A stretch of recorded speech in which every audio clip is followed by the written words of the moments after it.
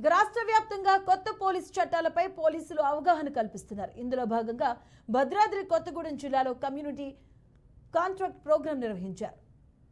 బాపనకుంట, శివలింగాపురం ప్రాంతాల్లో పోలీసులు తనిఖీలు చేసి సరైన పత్రాలు లేని 20 ద్విచక్ర వాహనాలు, 4 ఆటోలను పోలీసులు స్వాధీనం చేసుకున్నారు. అనంతరం ప్రజలకు చట్టవిరుద్ధమైన కార్యక్రమాలకు దూరంగా ఉండాలి అని కోరారు. మైనర్లకు తల్లిదండ్రులు వాహనాలు ఇవ్వొద్దని, వారి పట్ల గమనిస్తూ ఉండాలని డీఎస్పీ రవీందర్ రెడ్డి సూచనలు ఇచ్చారు. అంతేకాకుండా కొత్తగా వచ్చి 3 చట్టాలపైన ప్రజల్లో అవగాహన కల్పించారు.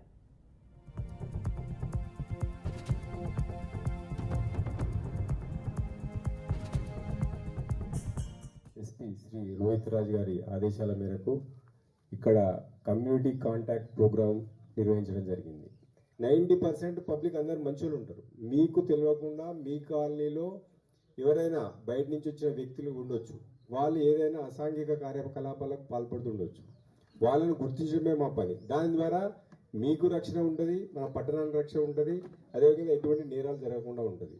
అంటే నిషేధిత వస్తువులు అవి గాంజా కావచ్చు, లేకపోతే ఏదైనా ఎక్స్పోజివ్స్ కావచ్చు, లేకపోతే ఏమైనా సారా కావచ్చు, ఇటువంటి నిషేధిత వస్తువులను కూడా మేము ఈ సెర్చ్లో భాగంగా పట్టుకోవడం జరుగుతుంది.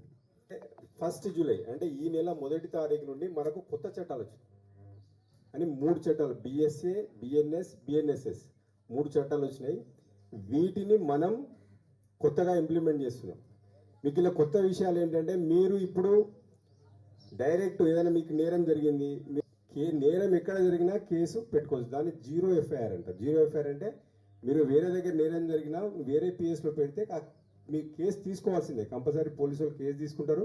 ఆ సంబంధిత పోలీస్ స్టేషన్కు ఆ కేసు ట్రాన్స్ఫర్ చేస్తారు. తర్వాత సంబంధిత పోలీస్ ఎక్కడ నేరం జరిగిందో ఆ పోలీసు వాళ్ళు దాని మీద తీసుకుంటారు. అదేవిధంగా ఎలక్ట్రానిక్ ఎఫ్ఐఆర్ అని వచ్చింది. మీరు ఆన్లైన్లో కూడా ఎఫ్ఐఆర్ చేయొచ్చు. ఆన్లైన్లో ఎఫ్ఐఆర్ అంటే మీరు ఆన్లైన్లో మెయిల్ ద్వారా కానీ వాట్సాప్ ద్వారా కానీ పంపిస్తే 3 రోజుల్లో మీరు మళ్ళీ మీ పోలీస్ స్టేషన్కి వెళ్ళి అక్కడ సంతకం చేస్తే అప్పుడు మీరు దరఖాస్తు తీసుకుంటే ఆన్లైన్లో తీసుకుంటాం. మేము తీసుకున్న తర్వాత వెరిఫై చేస్తాం. వెరిఫై చేసిన తర్వాత మీరు ముగ్గురు కూడా 3 రోజులలో వస్తే దాని మీద సంతకం తీసుకొని దాన్ని ఎఫ్ఐఆర్గా కన్వర్ట్ చేస్తాం.